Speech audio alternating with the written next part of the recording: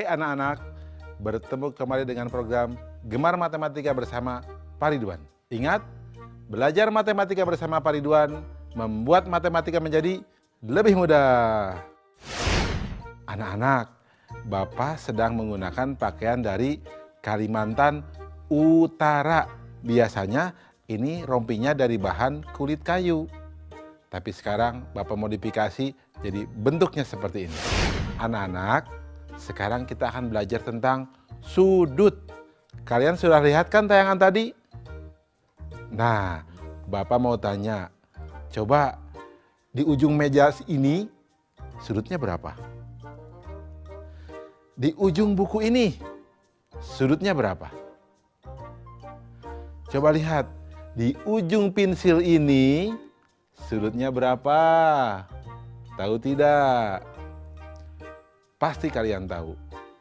Bapak akan mengajarkan tentang sudut dengan konsep matematika, nalaria, realistik. Dan ini pasti sangat menarik anak-anak.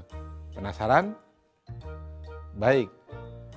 Mari perhatikan penjelasan berikut ini. Perhatikan gambar berikut. Coba perhatikan jarum jam pada gambar A. Apakah anak-anak tahu gambar A membentuk sudut apa? Ya, benar, siku-siku. Besar sudut siku-siku adalah 90 derajat. Sekarang, bandingkan dengan gambar B dan C. Apakah ada perbedaan?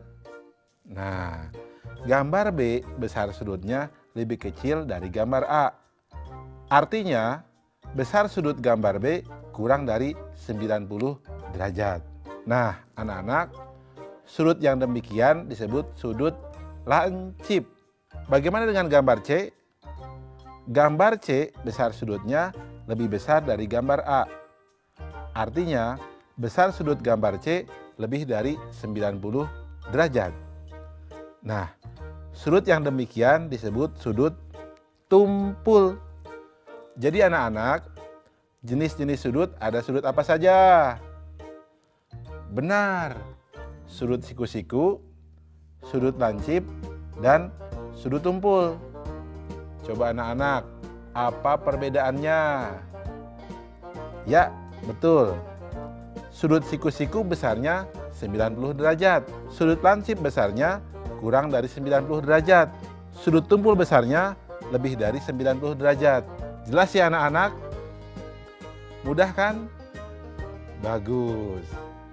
Ingat, belajar matematika bersama Pak Ridwan membuat matematika menjadi lebih mudah. Baik anak-anak, Bapak akan memberikan soal tentang sudut berbentuk HOTS, Higher Order Thinking Skill, atau berpikir tingkat tinggi. Siap? Ya, perhatikan soal berikut ini.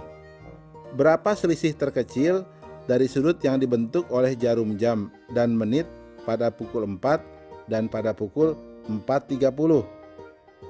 Solusi: informasi pukul 4 dan pukul 4.30. Langkah-langkah: besar sudut pada lingkaran sama dengan 360 derajat. Besar sudut setiap bilangan sama dengan 360 derajat dibagi 12 sama dengan 30 derajat. Besar sudut pukul 4.00 sama dengan 4 dikali 30 derajat sama dengan 120 derajat. Jika jarum pendek di bilangan 3, maka sudutnya 90 derajat. Pukul 4.30 sama dengan 90 derajat dibagi 2 sama dengan 45 derajat. Selisih sudut sama dengan 120 derajat dikurangi 45 derajat sama dengan 75 derajat. Kesimpulan, jadi selisih terkecil dari sudut yang dibentuk oleh jarum jam dan menit pada pukul 4 dan 4.30 adalah 75 derajat.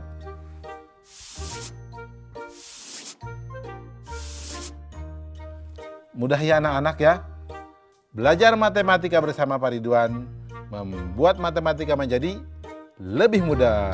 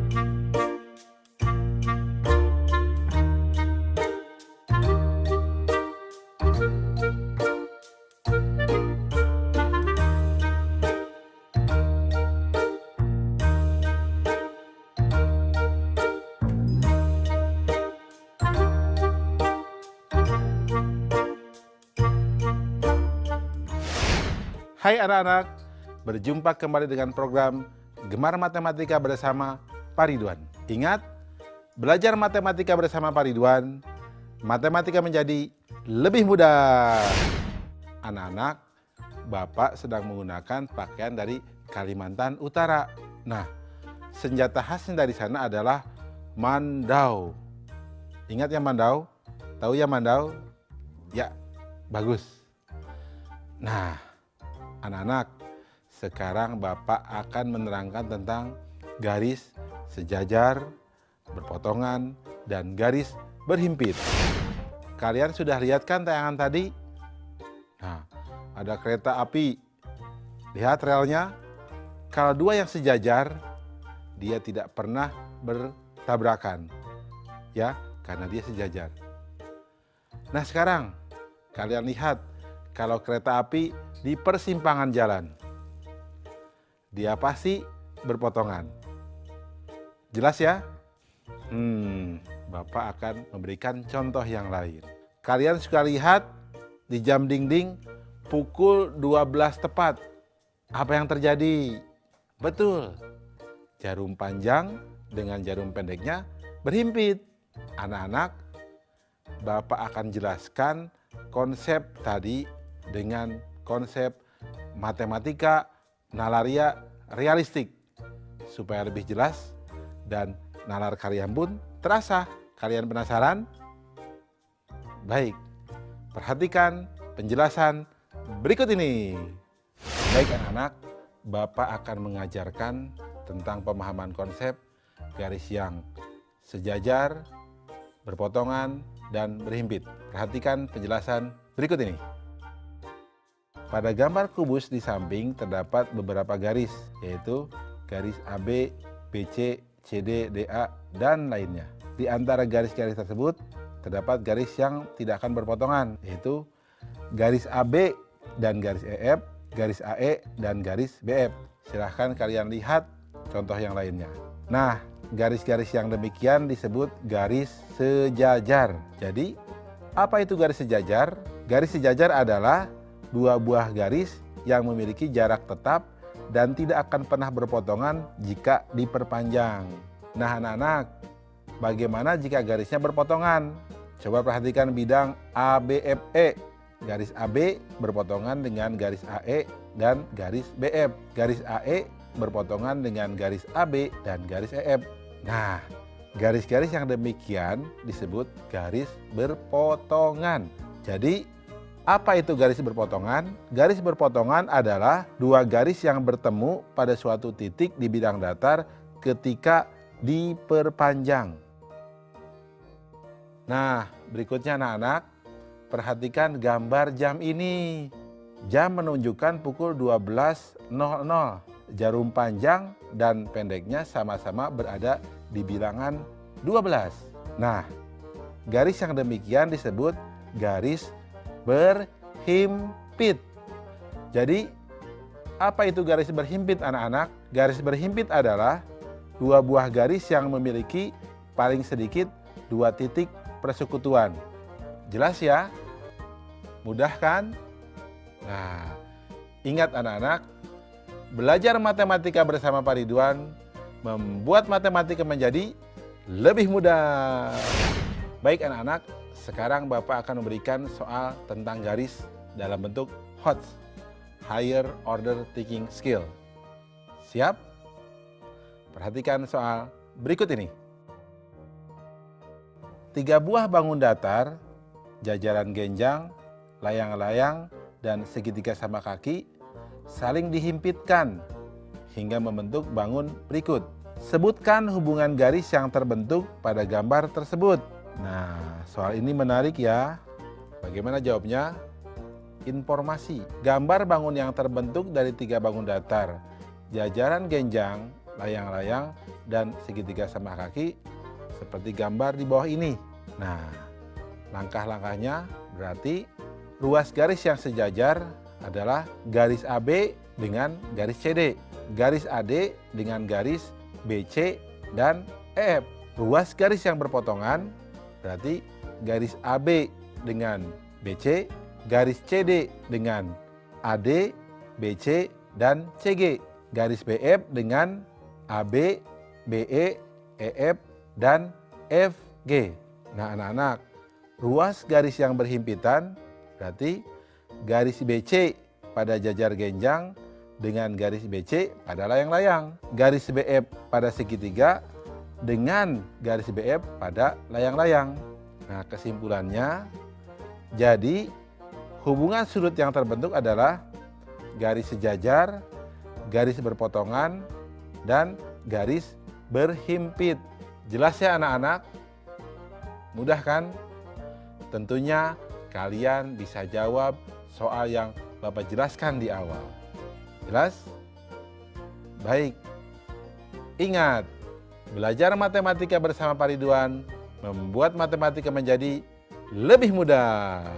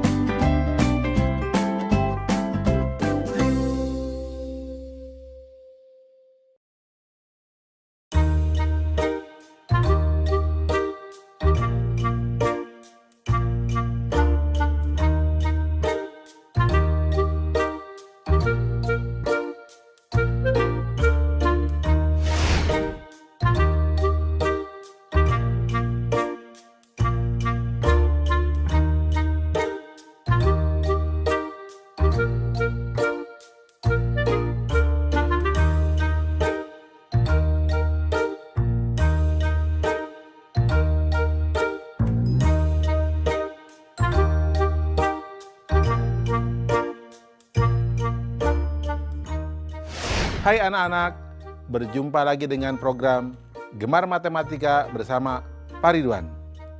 Ingat, belajar matematika bersama Pak Ridwan membuat matematika menjadi lebih mudah. Nah, anak-anak, Bapak sedang menggunakan pakaian dari Kalimantan Utara, ya. Kalimantan Utara itu letaknya berbatasan dengan Malaysia, tepatnya di daerah Sarawak dan Sabah. Jelas ya? Nah, anak-anak, sekarang kita akan belajar tentang sudut penyiku dan sudut pelurus. Kalian kan sudah lihat tayangan tadi? Nah, jarum panjang dengan jarum pendek membentuk sudut siku-siku. Kalian perhatikan, berapa sudut yang dibentuk oleh jarum warna merah dengan jarum panjang? Berapa sudut yang dibentuk oleh jarum merah dengan jarum pendek? Yang pasti kalau dijumlahkan pasti sudutnya 90 derajat. Jelas ya? Sekarang lihat gambar yang kedua. Coba lihat. Jarum panjang dengan jarum pendek hubungannya lurus ya. Sekarang kita lihat. Berapa sudut yang dibentuk antara jarum panjang dengan jarum warna merah? Berikutnya, berapa sudut yang dibentuk antara jarum pendek dengan jarum warna merah? Yang pasti jumlah sudutnya adalah 180 derajat. Jelas ya? Nah, Bapak akan jelaskan tentang hal itu supaya kalian lebih paham dengan konsep matematika nalaria realistik. Penasaran? Baik. Mari perhatikan penjelasan berikut ini. Baik anak-anak, Bapak sekarang akan menjelaskan pemahaman konsep tentang sudut penyiku dan sudut pelurus. Baik, perhatikan penjelasan berikut ini. Perhatikan tabel berikut. Nomor 1, sudut 30 derajat. Sudut penyikunya 60 derajat. Jumlah sudutnya 90 derajat. Nomor 2, sudut 45 derajat.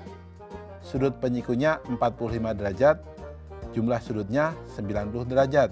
Nomor 3, sudut 72 derajat, sudut penyikunya 18 derajat, jumlah sudutnya 90 derajat.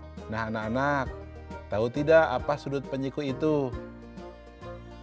Nah, Bapak beritahu ya, sudut penyiku adalah sudut di mana sudut ditambah sudut penyikunya menghasilkan 90 derajat. Baik anak-anak, jadi hubungan antara sudut dengan sudut penyiku adalah sudut ditambah sudut penyikunya sama dengan 90 derajat. Nah, anak-anak, mari perhatikan tabel selanjutnya. Nomor 1, sudut 30 derajat ditambah sudut pelurusnya 150 derajat, jumlah sudutnya 180 derajat. Nomor 2, sudut 65 derajat ditambah sudut pelurusnya 115 derajat, jumlah sudutnya 180 derajat. Nomor 3, sudut 145 derajat ditambah sudut pelurusnya 35 derajat, jumlah sudutnya 180 derajat. Nah anak-anak, tahu tidak hubungannya? Nah baik, Bapak akan beritahu ya. Jadi hubungan antara sudut dengan sudut pelurus adalah sudut ditambah sudut pelurusnya sama dengan 180 derajat. Jelas ya anak-anak? Mudah ya? Baik, ingat, belajar matematika bersama Pak Ridwan membuat matematika menjadi lebih mudah. Baik anak-anak, sekarang Bapak akan memberikan soal tentang sudut penyiku dan sudut pelurus dengan HOTS, Higher Order Thinking Skill, atau berpikir tingkat tinggi. Perhatikan soal berikut ini. Besar sebuah sudut 2 kali dari penyikunya. Berapakah sudut pelurus dari sudut tersebut? Susah ya?